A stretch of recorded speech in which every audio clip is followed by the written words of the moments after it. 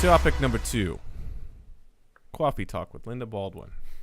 Dark Crystal prequel series announced for Netflix. About time. Yeah, right? I can't think of a cooler cult movie from Jim Henson back in the 80s that just screams childhood, that has this, I will never forget this movie as long as I live, that probably created such a huge dependency on therapy because it's such a freaky movie, actually. So messed up. God, I remember nightmares about these. What are they called? The I don't know. The bird people. Yeah, that it's just. I keep thinking about at what point are they shooting this thinking kids are going to be fine with this, but yet it has this cult thing that we do remember from our childhood. You know, you remember the Dark Crystal, right? Evil Muppets. Honest to God, when you put this topic up, I kept thinking of Labyrinth. Oh yeah, yes. It's even darker. I was like, Dark Crystal. I'm like, does that got David Bowie in it? Yeah. Yeah. That was more upbeat and less creepy. Dark Crystal was much. Labyrinth is the upbeat movie. Yeah. Yeah. I hated that movie. David Bowie freaked me out. Yeah, the Goblin King. Yeah. That was so weird. I was always confused by that as a kid. How is he a Goblin King? He's not a goblin at all. It didn't make any sense to me. I was more concerned about the codpiece he was wearing. Why? Did you ever see the Dark Crystal then? I think I did, but it wasn't something I gravitated towards. Yeah. Well, I only remember seeing it like once or twice as a kid. Literally, I just remember having Watching nightmares the trailer, about it. I was like, yeah, I can see why I didn't like this as a kid. Mm-hmm. And I also see that it didn't hold up very well. No, it's every pretty Muppet bad. character design in that movie is just creepy. Even Yeah. the protagonist. It is. And Yeah. just disturbing on all levels. Yeah. Yeah, it's like Annabelle or something like. Because I mean, like that living doll. yeah, Kind of feeling. because the too. movie It's like, bombed ugh. too, didn't it? Oh, yeah. in the Oh, in yeah. the theaters too, and I think they put a substantial budget to develop all of the puppets and all the scenery and stuff they had to use for that. But man, is that a cult classic? So it's, I mean, Yeah, another sign- 1982 is when that movie was made. Yeah, another. I mean, perfect. This is such a nostalgia area where people love mining what was popular in the '80s. You know, now that Gen X is really kind of hitting that adult stride. So, what's you guys' thoughts on this prequel series on Netflix? So far, Netflix hasn't really made any bad stuff that I can think of. Yeah, I mean, I would give this thing, like, I'll watch the first episode for 15 minutes with the understanding I'm going to watch this thing for 15 minutes. You're not even gonna give the first whole And then have episode a nightmares. try? For the something next better few days. something better convinced me in those 15 minutes to keep watching. Otherwise, I'm not jazzed about this thing. I don't think that there were any plot holes that need to be further explored in a series. the whole isn't the whole movie about how a chunk was removed, and that's what turned some of these guys into bad guys. So now resolved.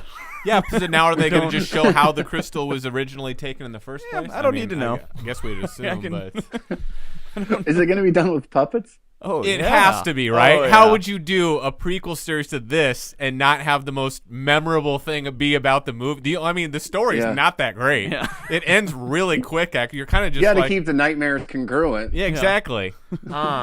Yeah, right. I mean, they're gonna have to kind of have that creepy aspect at least towards the end. So, who's this geared towards now? I don't know. This brings up all kinds of questions. Sadists. Yeah. Well, if they did, you do remember Labyrinth? Did you like Labyrinth?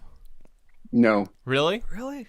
No, but in looking at this, and my wife talked about it today, Never-Ending Story. Yeah. Oh, yes. I loved that movie. Oh, yes. I mean, if you want to remake something, you want to give something a prequel, do that. Never-Ending Story was so good on its own, and it was such a great encompassing part of that time. I don't know, that time period that I almost like it to be left alone, you know? And I'm sure at some point that's going to be remade. Yeah, that was actually it's almost like they kind of took these similar elements from, or not elements, but tones from Labyrinth and Dark Crystal, but in this format, or in this Never-Ending Story design, it was more, I don't want to say enjoyable, but it just worked better. I think it was. I think you had definitely more much more of enjoyable. an emotional release, especially by the end. It almost had that kind of Star Wars moment where Han comes back Yeah. and they hit the Death Star and where you have so much great stuff that comes to such a huge, powerful climax that you kind of get at the end of the Never-Ending Story. You know, I mean, when it's very end, you think everything's just blown up, but they find that one grain of sand and he saves everything, and now he's actually riding whatever that big, sweet Falcor. Falcor, and in the real world, and you're envisioning yourself, oh my God, could you imagine? It had a lot of those come together moments too that I think that was much more of a positive, I don't know if I'd say uplifting, energetic and positive and fun to watch movie than even Labyrinth was. Yeah. Never-Ending Story was, which I think it did way, but everybody remembers that movie, The Never-Ending Story. It even got a sequel too, didn't it? Oh yeah. I mean, it wasn't as good. No. Didn't have the same actors. No, I mean, it was just one of those stories. So, I mean, here's a kid reading a story out of a book, and he somehow becomes involved in the story. Yeah. Like, he's controlling it. So many. That's another perfect testament of something that you just almost really couldn't. You'd have to really change the story. I mean, a kid by himself in a library at the end, and God, I'm trying to even remember how he got there in the first place. Did he sneak in, or did he have? No, he was running from some bullies or something. He's running from the bullies. Went into a bookstore, found the book. Book owner or the shop owner says you can't have it, so he grabs it and takes it home. And he's not home. And runs it up into the attic. Is he in the attic? I thought he was somewhere else. I don't know if he's at home in his attic, but I know he went somewhere to read it. Yeah, I thought he was like running away from his. Wasn't he upset and he was running away? No, he just got bullied after school. Yeah, but there was something else, like he wanted to. Didn't he say the name of the? He had to give the name of the princess at the very end, and the name he chose was his mother because his mother had just died or something. I think it was. Oh well.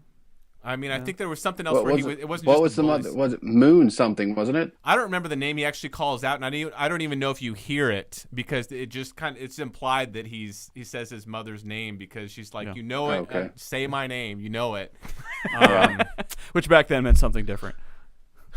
Yeah, maybe that was his. For some reason, I was thinking almost. I was thinking like almost a Marty McFly and Doc Brown thing where you got this unhealthy relationship with an old guy. Stuff, will you?